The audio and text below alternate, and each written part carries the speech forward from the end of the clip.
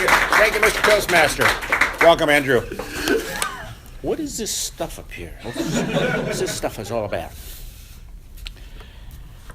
Kristi, interesting. You know, you'll most always give us interesting stuff. And this was interesting this morning. The pros and cons of getting older. The pros and cons of getting older. If you say it more than once, you might actually remember it.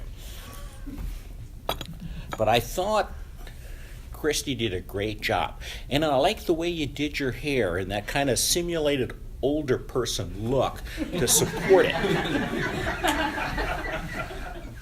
You had the older person glasses, and you kind of waddled up here like an older person would do that.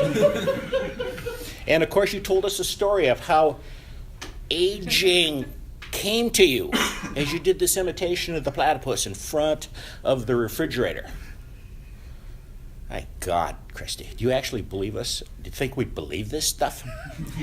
You know, she gave us a reflection through the decades. And one of the things that she was reflecting back on was filling up the gas tank. And I thought that was a great way of describing how things went. The problem is that you didn't carry through with it. The gas tank thing was just a great opportunity, and it could have been mixed with other things. Could be the price of cigarettes. Now, there's a great one. Talk about an evolution.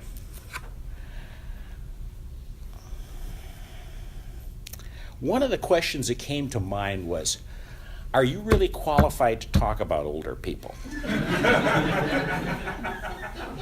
You know, you're still in your infancy, so to speak. And that's a little disturbing. You know, I sit back there and say, is she qualified to talk about this stuff? But I thought by and large, this was really an outstanding and incredibly insightful dissertation on something that you know nothing about.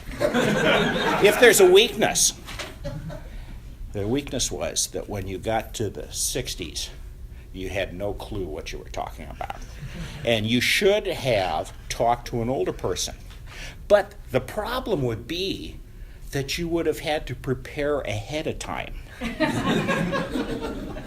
The other thing you could have done is told the story more than read it. But it's all made up by this, and you make up for it. But the end, where you talk about aging in terms of alternatives. What are your alternatives? And you talk about it as a privilege denied to many. And by not doing that speech, you would have denied this privilege to our audience. God bless you, little person.